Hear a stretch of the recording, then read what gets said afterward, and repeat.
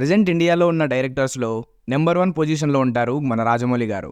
తన 23 ఏళ్ల సినీ ప్రస్తావనలో 12 సినిమాలు తీస్తే ఒక్క ఫ్లాప్ కూడా ఫేస్ చేయని ఆయనకి తన డ్రీమ్ ప్రాజెక్ట్గా ఒకే ఒక్క మూవీ ఉండిపోయింది.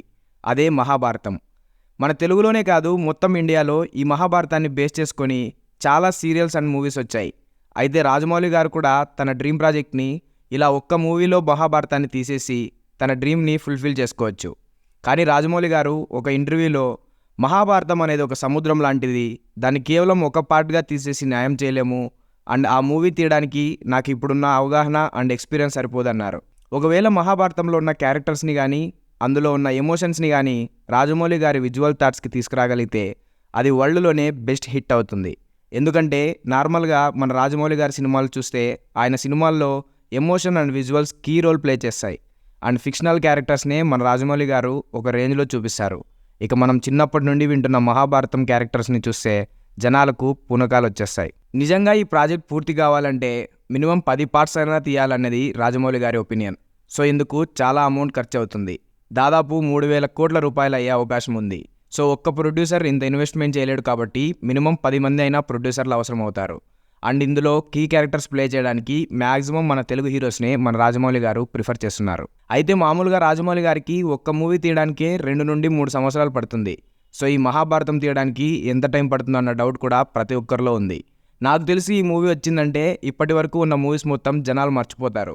ఎందుకంటే ఈ మహాభారతం మూవీలో ఉన్న క్యారెక్టర్స్ గురించి మనం చిన్న సినిమాల్లో చూస్తేనే గూస్ బంప్స్ వస్తాయి. అలాంటిది రాజమౌళి గారి సినిమాలు అంటే జనాలకు పిచ్చెక్కిపోతుంది. ప్రజెంట్ రాజమౌళి గారు సూపర్ స్టార్ మహేష్ బాబు గారితో ప్యాన్ వరల్డ్ సినిమా కన్ఫర్మ్ చేశారు. సో ఈ మూవీ అయిపోయిన వెంటనే మహాభారతం స్టార్ట్ అవబోతుందని రాజమౌళి గారి ఫాదర్ విజయేంద్ర ప్రసాద్ గారు ఒక ఇంటర్వ్యూలో చెప్పారు. అసలు మూవీ వస్తుందా అని ఎదురు చూసిన వారికి ఈ న్యూస్ వినగానే ఒక హ్యూజ్ ట్రెండ్ అయింది. మన రాజమౌళి గారి డ్రీమ్తో పాటు అది చూడబోయే ఆడియన్స్ కల కూడా నెరవేరుతుందనే చెప్పాలి.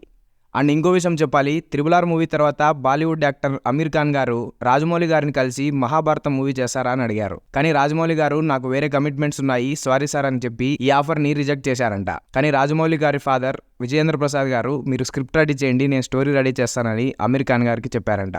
నాకు తెలిసి ఇంకో 3 yearsలో ఈ ఎపిక్ ప్రాజెక్ట్ సెట్స్ పైకి వస్తుంది. అండ్ ఇదే రాజమౌళి గారు తీయబోయే లాస్ట్ మూవీ సీరీస్ అని కూడా చెప్పారు. ఎందుకంటే ఇది తీయడానికే మ్యాక్సిమం ఒక 10 years పడుతుంది. అండ్ ఒక్క ప్రాజెక్ట్ కోసం అన్ని సంవత్సరాలు పేషెన్సీ ఉండడం అనేది రాజమౌళి గారి వల్లే సాధ్యమవుతుంది. ఎందుకంటే తీసిన ప్రతి మూవీ హిట్ అవ్వాలని అండ్ చూసిన ఆడియన్స్ ఆ సినిమాని ఫీల్ అవ్వాలని ప్రతి ఒక్క ఫ్రేమ్ చాలా క్లారిటీగా తీసే గొప్ప డైరెక్టర్ ఆయన.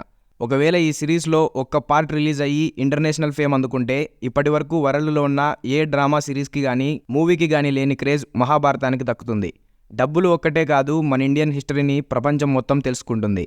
అండ్ ప్రపంచం మొత్తం చెప్పుకోదగ్గ డైరెక్టర్ అవుతారు మన తెలుగు డైరెక్టర్ ఎస్ఎస్ రాజమౌళి గారు.